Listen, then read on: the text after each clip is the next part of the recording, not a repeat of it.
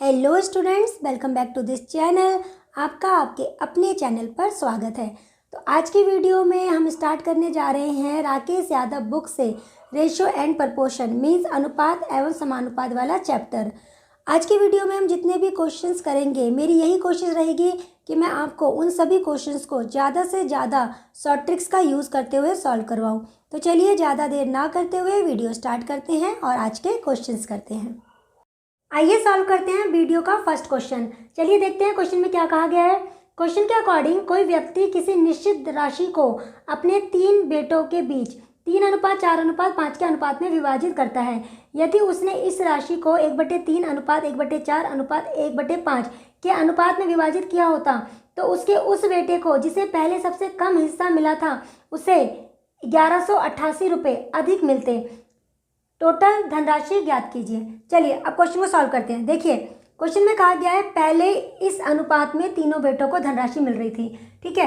अब क्वेश्चन को चेंज किया गया। क्वेश्चन में कहा गया अगर इस अनुपात में ना देकर वो व्यक्ति अपने बेटों को इस अनुपात में धनराशि देता तो इससे क्या होता, उसका वो बेटा जिसको पहले कम धनराशि मिल रही थी, इनमें से किसको कम धनराशि मिल रही थी, इसको, है ना। अब इस बेटे को 1188 रुपये अधिक मिल रहे हैं। क्वेश्चन में ये कहा गया है और हमें उस व्यक्ति की कुल धनराशि कितनी है वो बताना है। चलिए सॉल्व करते हैं। देखिए पहले जो ये दूसरा वाला अनुपात है ना, पहले इसको सिंपल कर लेते हैं। नीचे वाली जितनी भी टर्म्स है, जितने पद हैं, इनका एलसीएम निकाल लेते हैं। एलसीएम आएगा 60 से इसको मल्टीप्लाई कर लेते हैं तो हमारे पास आ जाएगा यहाँ पर 20, 4 से डिवाइड करेंगे, यहाँ आ जाएगा 15 और यहाँ पर आ जाएगा 12। तो अब पहले इस अनुपात में धनराशि मिल रही थी, अब इस अनुपात में धनराशि मिल रही है। अब चाहे इस अनुपात में मिले धनराशि चाहे इस अनुपात में धनराशि मिले, उस व्यक्ति के पास जो टोटल धनराशि है वो तो दोनों केस में सेम ही होगी, ना तो उसके पास धनराशि बढ़ेगी और ना ही कम होगी, है ना। तो देखते हैं दोनों केस में क्या धनराशि सेम आ रही है। पहले इन तीनों को ऐड करते हैं। तो यहाँ पर जब इसको ऐड कर रहे हैं तो हमारे पास आ रहा है यहाँ पर 12। देखिए यहाँ पर 12 आ रहा है और यहाँ पर जब इसको ऐड कर रहे हैं तो यहाँ पर आ रहा है हमारे पास 47, यहाँ पर 47 आ रहा है। ये तो गलत हो गया, मतलब पहले उसके पास 12 की धनराशि थी, बाद में 47 की धनराशि होगी, ऐसा तो पॉसिबल नहीं है ना। धनराशि तो उस व्यक्ति के पास सेम है, तो हमें क्या करना होगा, इन दोनों धनराशि को सेम करना होगा। कैसे करेंगे, उल्टे नंबर से मल्टीप्लाई कर देते हैं। मतलब इसको कर देते हैं 47 से मल्टीप्लाई, 47 से, और इसको कर देते हैं 12 से मल्टीप्लाई। लेकिन जब भी हम ऐसे मल्टीप्लाई करेंगे तो हमें अनुपात को भी मल्टीप्लाई करना होगा।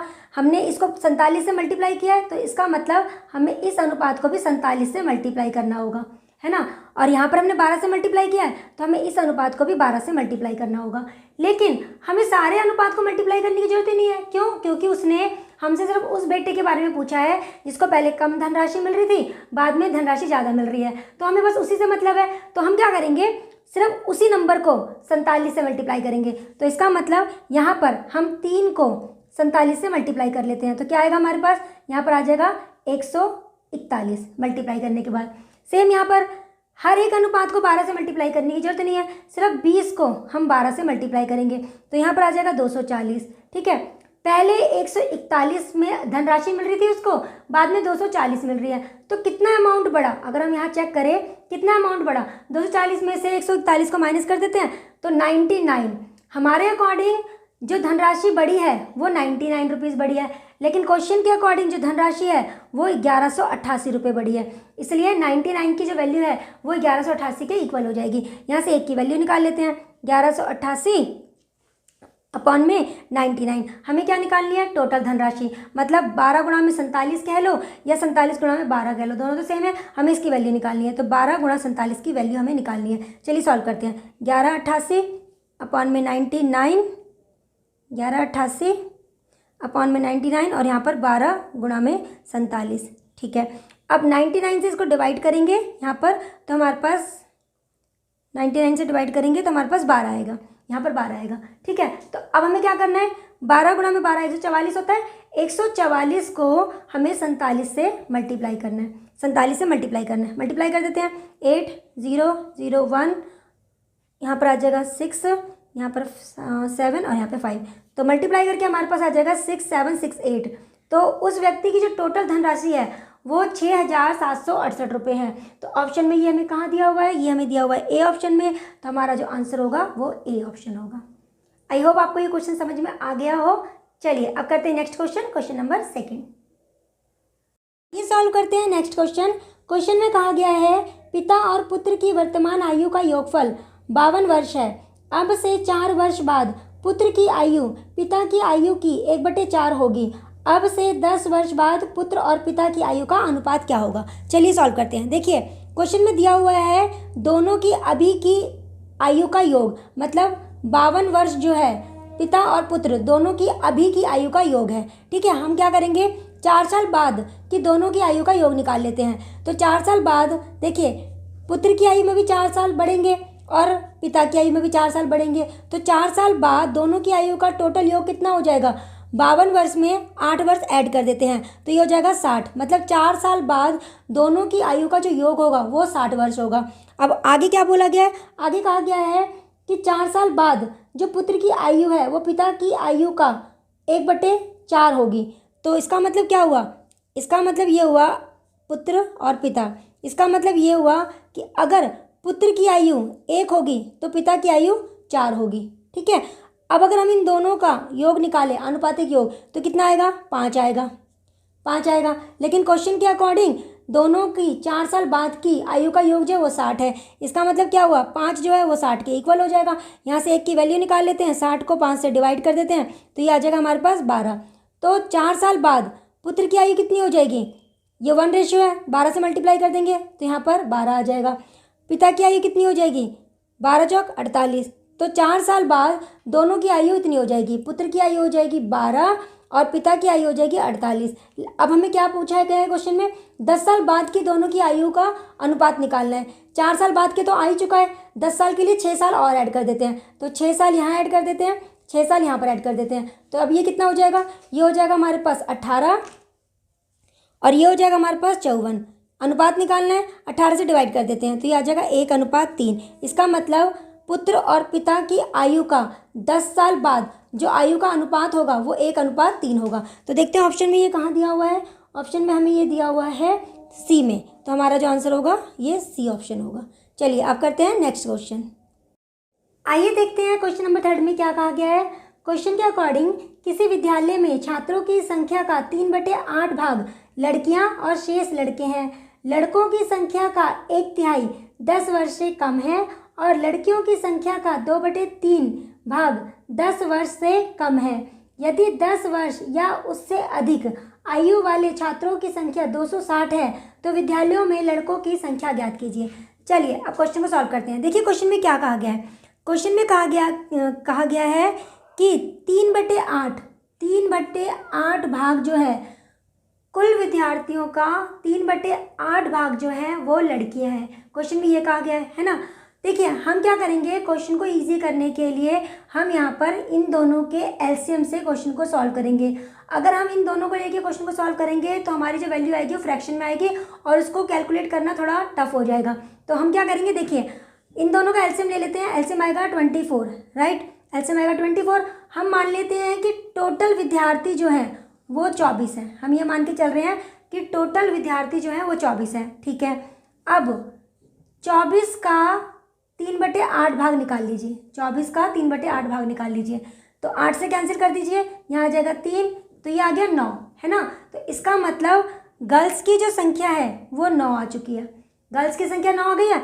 24 में से 9 को माइनस कर दीजिए तो बॉयज़ कितने आ जाएंगे, बॉयज़ निकाल लेते हैं। 24 में से 9 को माइनस कर देते हैं तो ये आ जाएगा 15। तो अब टोटल विद्यार्थी हमने मान लिया 24, जिसमें से लड़कियां जो हैं वो 9 हैं और लड़के जो हैं 15 हैं। अब क्वेश्चन में हमें क्या दिया हुआ है, टोटल वो वाले विद्यार्थी जिनकी आयु 10 वर्ष या उससे अधिक है उनका योग दिया हुआ है ना। लेकिन यहाँ पर क्वेश्चन में हमसे कहा गया है, देखिए क्वेश्चन में कहा गया लड़कों की संख्या का 1/3, लड़कों की संख्या का 1/3 जो 10 वर्ष से कम है। लड़कों की संख्या का 1/3 जो 10 वर्ष से कम है। हमें तो कम वाले से मतलब ही नहीं है, हमें तो वो नंबर चाहिए ना जो 10 वर्ष से अधिक है। अगर 1/3 10 वर्ष से कम है, 3 में से 1 को माइनस कर दीजिए, इसका मतलब 2/3 जो होगा ना वो 10 वर्ष से अधिक वाले होंगे, है ना। तो हम क्या करेंगे, बॉयज़ की जो कुल संख्या है उसका 2/3 निकाल लेंगे और 3 से इसको कैंसिल कर देते हैं तो यहाँ पर आ जाएगा 10। इसका मतलब 15 में से 10 बच्चे ऐसे हैं, 10 लड़के ऐसे हैं जिनकी आयु जो है वो 10 वर्ष से अधिक है ना। 5 को 2 से मल्टीप्लाई किया 10, तो 10 लड़के ऐसे हैं जिनकी आयु जो है वो 10 वर्ष से अधिक है। ऐसे अब गर्ल्स की बात करते हैं। गर्ल्स के बारे में बोला है कि गर्ल्स का 2/3 भाग जो है वो 10 वर्ष से कम है। 2/3 गर्ल्स का 10 वर्ष से कम है, तो इसका मतलब क्या होगा, 1/3 जो है वो 10 वर्ष से अधिक होगा।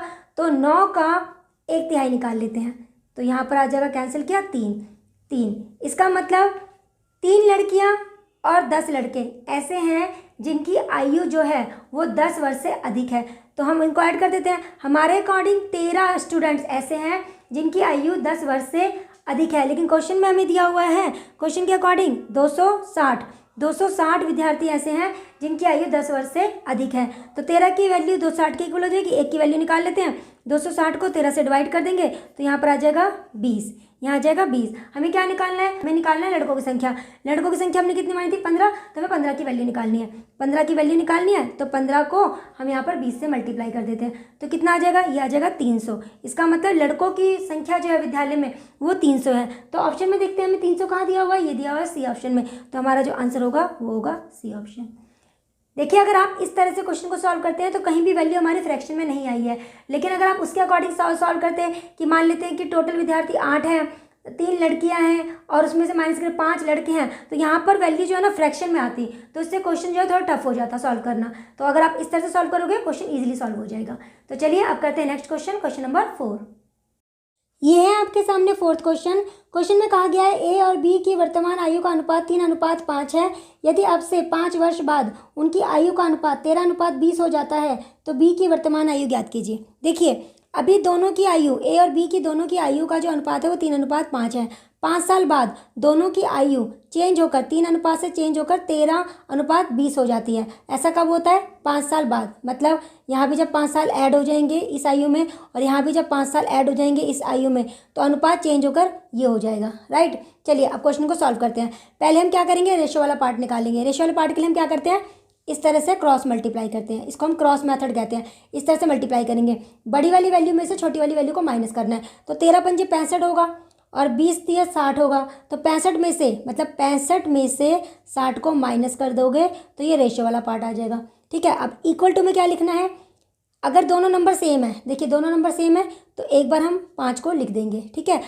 अगर यहाँ भी प्लस है यहाँ भी प्लस है, इसका मतलब हमें इन दोनों का डिफरेंस लिखना है। आगे मल्टीप्लिकेशन में इन दोनों का डिफरेंस लिखना है। तो देखिए 20 में से 13 को माइनस कर देते हैं, कितना आएगा यहाँ पर आ जाएगा 7। चलिए अब आगे सॉल्व करते हैं। ये हो जाएगा 5 रेशियो, यहाँ पर आ गया 5 इंटू में 7। 5 से 5 कैंसिल हो जाएगा तो 1 रेशियो की वैल्यू हमारी 7 आ जाएगी। तो हमारे पास 1 रेशियो की वैल्यू आ चुकी है। हमें क्या निकालना है, बी की वर्तमान आयु जो कि 5 रेशियो के इक्वल है ना। तो हमें 5 रेशियो की वैल्यू निकालनी है। तो 7 को 5 से मल्टीप्लाई कर देते हैं, यह आ जाएगा 35। इसका मतलब बी की जो वर्तमान आयु है वो 35 वर्ष है। चलिए अब करते हैं नेक्स्ट क्वेश्चन। आइए अब सॉल्व करते हैं 5th क्वेश्चन। देखिए 5th क्वेश्चन में हमें ये कंडीशन दी हुई है और हमें इसकी वैल्यू फाइंड आउट करनी है। तो चलिए सॉल्व करते हैं।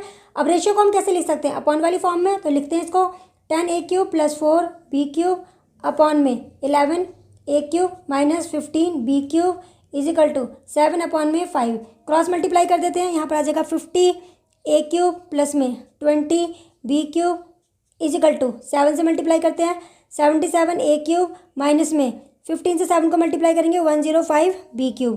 अब देखिए बी वाले पार्ट को उस साइड ले जाते हैं और ए वाले पार्ट को इस साइड ले आते हैं। तो 20 में 105 को ऐड करेंगे तो 125b³ हो जाएगा।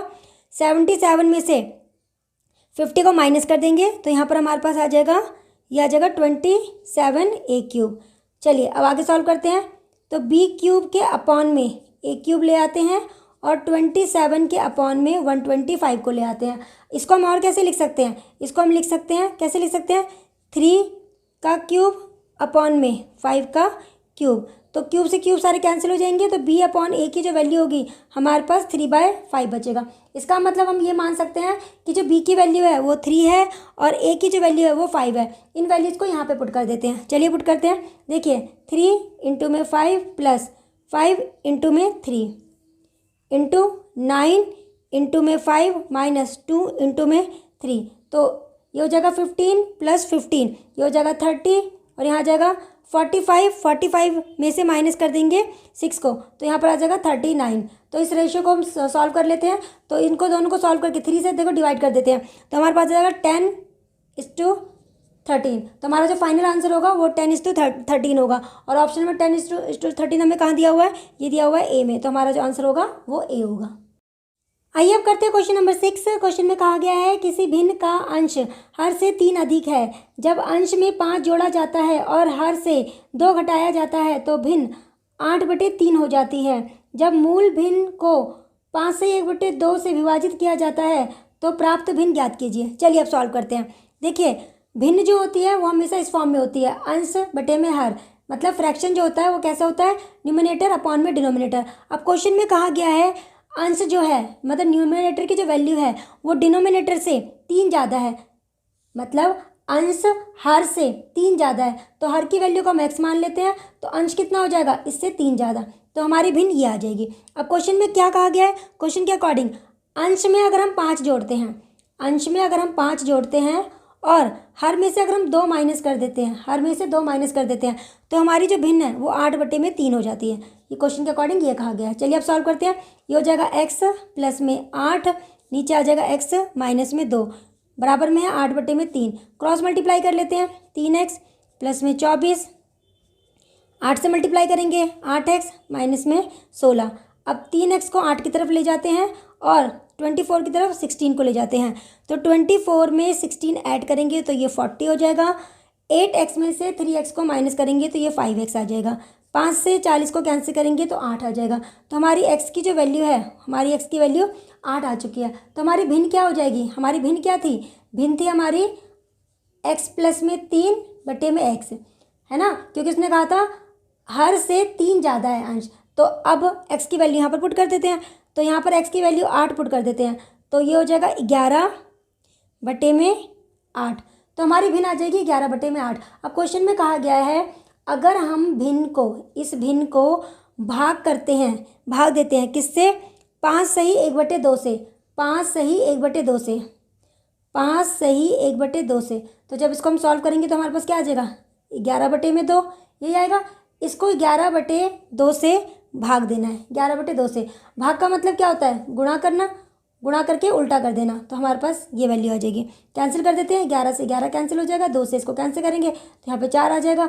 तो हमारा जो आंसर आएगा वो 1/4 आएगा। तो आंसर देखते हैं हमें ऑप्शन में कहाँ दिया हुआ है, ये हमें डी ऑप्शन में दिया हुआ है, तो हमारा आंसर जो होगा वो होगा डी ऑप्शन। चलिए अब करते हैं नेक्स्ट क्वेश्चन। ये है हमारे सामने क्वेश्चन नंबर 7। चलिए देखते हैं क्वेश्चन में क्या कहा गया है।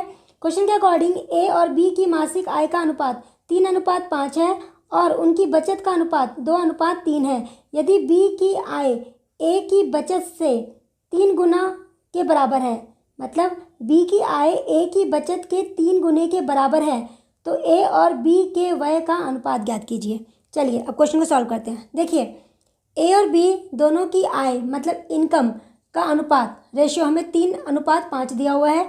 दोनों की बचत मतलब सेविंग का जो रेशियो है वो 2:3 दिया हुआ है। हमसे पूछा गया है दोनों के खर्च का अनुपात, दोनों के खर्च का अनुपात निकालना है। अब हमें ये पता है कि अगर हम आय में से बचत को माइनस करते हैं तो हमारे पास खर्च आता है ना। तो हमें पहले क्या करना पड़ेगा, दोनों की आय और बचत निकालनी होगी, फिर हम उसको माइनस कर देंगे तो हमारे पास खर्च आ जाएगा।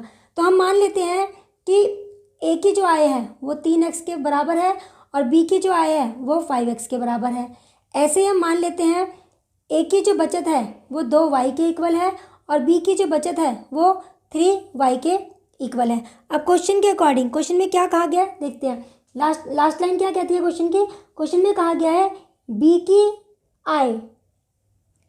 की जो आय है मतलब 5x, बी की जो आय है वो किसके बराबर है, ए के बचत का 3 गुना, ए के बचत का 3 गुना, ये हमें कंडीशन दी हुई है। क्वेश्चन के अकॉर्डिंग बी की जो आय है, बी की आय ए की बचत का 3 गुना है, तो यहाँ पर ये हो गया 5x, ये हो जाएगा 6y, x के अपॉन में y ले जाते हैं, x के अपॉन में y ले जाते हैं और 6 के अपॉन में 5 ले आते हैं, तो ये क्या हो जाएगा, देखिए ये हो जाएगा हमारे पास x अपॉन में y बराबर 6/5। तो x की वैल्यू आ गई है हमारे पास 6 और y की वैल्यू आ गई है 5। इन वैल्यूज़ को यहाँ पे पुट कर देते हैं। चलिए पुट करते हैं। तो x की वैल्यू है 6, तो यहाँ पर हम जब 6 पुट करेंगे, यहाँ पर 6 पुट करेंगे तो ये हो जाएगा हमारा 18, ये हो जाएगा 18 और यहाँ पे जब हम x की वैल्यू को 6 पुट करेंगे तो ये हो जाएगा हमारा 30, ये हो जाएगा 30, ठीक है। अच्छा, अब यहाँ पर y की वैल्यू पुट कर देते हैं। y की वैल्यू कितनी है 5, यहाँ पर 5 पुट कर देते हैं तो ये हो जाएगा हमारा 10, और यहाँ पर जब 5 पुट करेंगे तो ये हो जाएगा हमारा 15, ये हो जाएगा 15।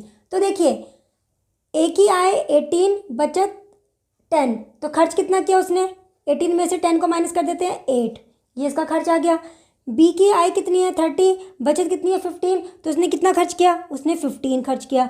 तो दोनों की खर्च का अनुपात कितना हो जाएगा, ये हो जाएगा 8:15, 8:15। तो देखते हैं ऑप्शन में ये हमें कहाँ दिया हुआ है, ये दिया हुआ है बी में, तो हमारा जो आंसर होगा वो होगा बी। आइए सॉल्व करते हैं नेक्स्ट क्वेश्चन। क्वेश्चन में कहा गया है जब x को 9, 15, 21 और 31 में प्रत्येक में जोड़ा जाता है तो प्राप्त संख्याएं समानुपात में होती हैं। संख्या 3x-2 और 5x+4 के बीच मध्य अनुपात ज्ञात कीजिए।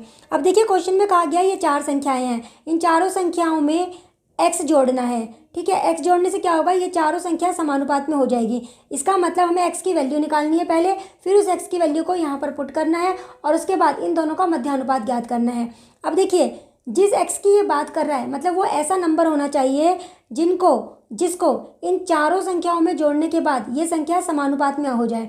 समानुपात का मतलब ये होगा कि इन दो संख्याओं का जो अनुपात होगा, मतलब रेशियो जो होगा, इन लास्ट वाली दो संख्याओं के अनुपात मतलब रेशियो के इक्वल आना चाहिए। तो हमें वो नंबर x ज्ञात करना है। तो इसके लिए हम क्या करेंगे, देखिए शॉर्ट ट्रिक क्या है, पहले आप इन दोनों का डिफरेंस निकालिए। तो 15 में से 9 को माइनस कर देते हैं तो यहाँ पर 6 आ जाएगा। फिर इन दोनों का डिफरेंस निकाल लेते हैं, तो इसमें से इसको माइनस करेंगे तो हमारे पास 10 आ जाएगा। इसके बाद दोनों को रेशियो में कन्वर्ट कर लेते हैं। तो किससे डिवाइड करें, इसको हम डिवाइड करते हैं 2 से, तो ये आ जाएगा 3 और ये आ जाएगा 5। यहाँ तक करने के बाद अब हमें क्या करना है, क्योंकि इसने बोला है कि प्रत्येक संख्या में x जोड़ना है, आपको प्रत्येक संख्या में x नहीं जोड़ना, सिर्फ फर्स्ट और थर्ड में जोड़ना है, फर्स्ट टर्म और थर्ड टर्म में, मतलब पहले पद में और तीसरे पद में ही x को जोड़ना है। तो देखिए ये हो जाएगा 9 प्लस में x, ये हो जाएगा 21 प्लस में x। उसके बाद आपको क्या करना है, क्रॉस मल्टीप्लाई करना है, इस तरह से क्रॉस मल्टीप्लाई करना है। मतलब 9 प्लस एक्स को आपको 5 से मल्टीप्लाई करना है इक्वल टू 21 प्लस एक्स को आपको 3 से मल्टीप्लाई करना है। तो चलिए मल्टीप्लाई कर देते हैं। ये हो जाएगा 45, यहाँ आ जाएगा 5x, ये हो जाएगा 63, यहाँ आ जाएगा 3x।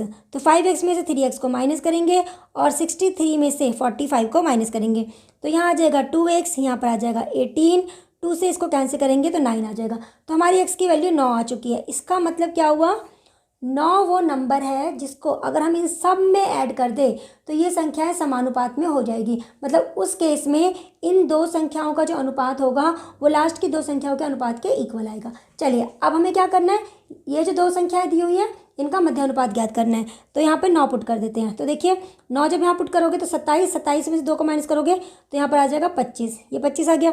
यहाँ पे 9 पुट करते हैं तो 45, 45 में 4 को ऐड करेंगे तो 49। हमें इन दो संख्याओं का मध्य अनुपात ज्ञात करना है और मध्य अनुपात के लिए हम क्या करते हैं, जिन संख्याओं का मध्य अनुपात ज्ञात करना होता है उन्हें रूट के अंदर मल्टीप्लाई में लिखते हैं। तो 25 का रूट जो होगा वो 5 हो जाएगा और 49 का रूट वो हो जाएगा 7। तो हमारा जो आंसर आएगा वो आएगा 35। इसका जो आंसर होगा वो होगा 35। चलिए ऑप्शन में देखते हैं 35 हमें कहाँ दिया हुआ है, ये दिया हुआ है हमें बी में। तो हमारा जो आंसर होगा वो होगा ऑप्शन बी। चलिए अब करते हैं नेक्स्ट क्वेश्चन। चलिए सॉल्व करते हैं क्वेश्चन नंबर 9। क्वेश्चन में कहा गया है जब x को 19, 28, 55 और 91 में से प्रत्येक में से घटाया जाता है तो इस क्रम में प्राप्त संख्याएं समानुपात में होती हैं। x+9 और x² के बीच मध्य अनुपाती ज्ञात कीजिए। देखिए हमें ये 4 संख्याएं दी हुई है ना। अब क्वेश्चन में कहा गया है इन चारों में से जब x को घटाया जाता है तो ये संख्या समानुपात में हो जाती है। इसका मतलब पहले हमें वो x ज्ञात करना है, x मालूम करना है, उसके बाद उस x को यहाँ पुट करना है और इन दोनों का मध्य अनुपात ज्ञात करना है। तो चलिए सॉल्व करते हैं। देखिए शॉर्ट ट्रिक क्या है, पहले आपको क्या करना है, इन दोनों को आपस में माइनस करना है। बड़े में से छोटे को माइनस कर देते हैं। 28 में से 19 को माइनस कर दीजिए, यहाँ पे 9 आ जाएगा। सेम ऐसे ही लास्ट की दो टर्म को आपस में माइनस करना है।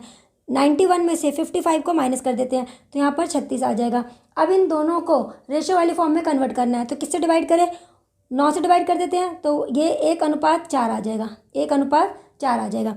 अब हमें क्या करना है, क्वेश्चन में कहा गया है प्रत्येक संख्या में से x को घटाना है ना। हम प्रत्येक संख्या में से x को नहीं घटाएंगे, सिर्फ फर्स्ट और थर्ड टर्म में से, मतलब पहले और तीसरे पद में से ही x को घटाएंगे। तो चलिए घटा देते हैं। तो 19 में से x को माइनस कर देते हैं और 55 में से x को माइनस कर देते हैं। इसके बाद आपको क्या करना है, इस तरह से क्रॉस मल्टीप्लाई करना है। इस तरह से क्रॉस मल्टीप्लाई मतलब 19 माइनस एक्स को आपको 4 से मल्टीप्लाई करना है, फिर इक्वल टू का साइन 55 माइनस एक्स को आपको 1 से मल्टीप्लाई करना है। तो यह हो जाएगा, यहाँ पर आ जाएगा 76 माइनस में 4x, 1 से मल्टीप्लाई करेंगे तो सेम ही आएगा 55 माइनस में x। अब आपको क्या करना है, 4x को इस साइड लेकर आना है और 55 को उस साइड लेकर जाना है। तो 76 में से जब हम 55 को माइनस करेंगे तो हमारे पास 21 आएगा, और यहाँ 4x में से 1x को माइनस करेंगे तो हमारे पास 3x आएगा। अब 3 से 21 को कैंसिल कर देंगे तो 7 आएगा। तो हमारी x की वैल्यू 7 आ चुकी है। इसका मतलब 7 वो नंबर है जिसको अगर हम इन चारों संख्याओं में से घटाएं तो ये चारों संख्या समानुपात हो जाएगी। मतलब उस केस में ये इन दो संख्याओं का जो अनुपात आएगा वो इन दो संख्याओं के अनुपात के इक्वल आएगा। ऐसा कब होगा, जब हम इन चारों में से 7 को माइनस कर देंगे। चलिए अब आगे सॉल्व करते हैं। इन दोनों का हमें मध्य अनुपात ज्ञात करना है। तो पहले यहाँ पर x की वैल्यू पुट करते हैं, तो 9 और यहाँ पे 7, तो ये हो जाएगा हमारा 16, और यहाँ पर आ जाएगा हमारा 7 का स्क्वायर। अब हमें इन दोनों का मध्यानुपात ज्ञात करना है, और मध्यानुपात के लिए क्या करते हैं, जिन दो संख्याओं का मध्यानुपात ज्ञात करना है उनको रूट के अंदर मल्टीप्लाई में लिखते हैं। चलिए अब 16 का स्क्वायर रूट कितना हो जाएगा, 4 इंटू में 7 स्क्वायर है, यहाँ पर स्क्वायर से रूट कैंसिल हो जाएगा तो यहाँ पर 7 बचेगा। तो हमारे पास कितना आ जाएगा, ये आ जाएगा 28। तो इसका मतलब ये हुआ इन दो संख्याओं का जो मध्य अनुपात होगा वो 28 होगा। तो चलिए देखते हैं ऑप्शन में 28 कहाँ दिया हुआ है। ये हमें दिया हुआ है सी ऑप्शन में, तो हमारा जो आंसर होगा वो सी ऑप्शन होगा। चलिए अब करते हैं नेक्स्ट क्वेश्चन। आइए अब सॉल्व करते हैं क्वेश्चन नंबर 10। क्वेश्चन में कहा गया है यदि a अनुपात b अनुपात c बराबर है 1/4 अनुपात 1/3 अनुपात 1/2, तो a/b अनुपात b/c अनुपात c/a का मान ज्ञात कीजिए। देखिए हमें ये कंडीशन दी हुई है, मतलब a अनुपात b अनुपात c की वैल्यू हमें ये दी हुई है और हमें ये अनुपात निकालना है। तो चलिए सॉल्व करते हैं। पहले इसको हम सिंपल करेंगे। सिंपल करने के लिए क्या करेंगे, नीचे जो टर्म्स दी हुई है, मतलब नीचे जो पद दिए हुए हैं, इनका हम एलसीएम निकाल लेंगे लघुत्तम समावर्तक, और इससे इस पूरे रेशो को मल्टीप्लाई कर देंगे। तो 4, 3 और 2 का लघुत्तम समावर्तक मतलब एलसीएम जो आएगा वो 12 आएगा। तो 12 से पूरे रेशो को मल्टीप्लाई कर देते हैं, तो ये आ जाएगा हमारे पास 3:4:6। तो हमारे पास a अनुपात b अनुपात c की जो वैल्यू है वो 3:4:6 आ गई है। तो हम मान लेते हैं कि a की वैल्यू 3 है, b की वैल्यू 4 है और c की वैल्यू 6 है, और इन वैल्यूज़ को यहाँ पे पुट कर देते हैं। तो चलिए पुट करते हैं। तो a की वैल्यू 3, b की वैल्यू 4 अनुपात यहाँ आ जाएगा 4/6, यहाँ आ जाएगा 6/3। अब हमें इसको भी सिंपल करना है। सिंपल करने के लिए नीचे वाली जो टर्म्स है इनका एलसीएम निकाल लेते हैं। तो एलसीएम आएगा इनका 12, तो 12 से पूरे रेशो को मल्टीप्लाई कर देते हैं। तो हमारे पास क्या आएगा, 4 से इसको कैंसिल करेंगे, 3 को 3 से मल्टीप्लाई करेंगे तो हमारे पास 9 आएगा। यहाँ आ जाएगा 9, 6 दूनी 12, 2 से 4 को मल्टीप्लाई करेंगे 8 आएगा, 3 से 12 को कैंसिल करेंगे 4 आएगा, 4 से 6 को मल्टीप्लाई करेंगे तो 24 आएगा। तो हमारा इसका जो अनुपात आएगा वो आ जाएगा 9:8:24, और ऑप्शन में ये कहाँ दिया हुआ है, ये हमें दिया हुआ है बी ऑप्शन में। तो हमारा जो आंसर होगा वो होगा बी ऑप्शन। ये था हमारा इस वीडियो का लास्ट क्वेश्चन। आई होप आपको आज के सारे क्वेश्चन अच्छे से समझ आए होंगे। फिर भी कोई डाउट हो, कोई प्रॉब्लम हो तो आप कमेंट बॉक्स में कमेंट करके पूछ सकते हैं। तो चलिए फिर मिलते हैं नेक्स्ट वीडियो में, तब तक के लिए बाय, टेक केयर।